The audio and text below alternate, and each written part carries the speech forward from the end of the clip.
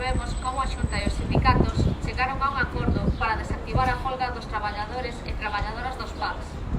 Ao mesmo tempo, xurden novos focos de conflito, as enfermeiras en loita, os celadores cunhas propostas que só afondan na división por categorías dentro dos Sergas, etc.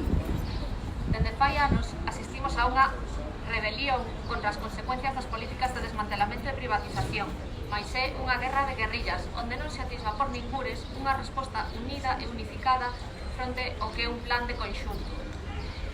Para frear a privatización, é preciso que todos os sectores e categorías se xunten na loita.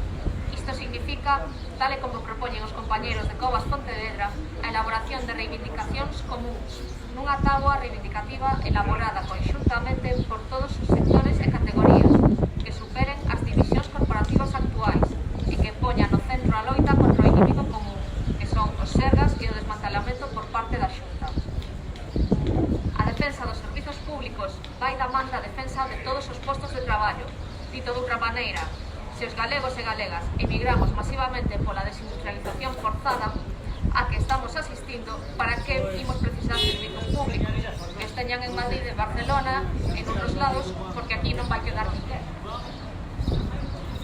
Dende que estalou o conflito de Alcoa, xa en outubro pasado, multitude de empresas anuncian ben o seu peche ou ben despedimentos, e as cúpulas sindicais actúan fronte a elas como fan da sanidade, illando a resposta dos traballadores e traballadoras por empresas, como se non tivese nada que ver unha con outra.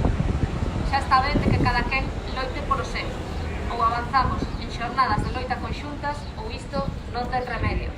Hai que construir unha resposta unida dos traballadores e usuarios e traballadoras e usuarias en defensa dos servizos públicos e dos postos de traballo. Son feitos inseparables. Ata aquí o comunicado de hoxe. Moitísimas gracias por asistir. Sei que vai moita calor.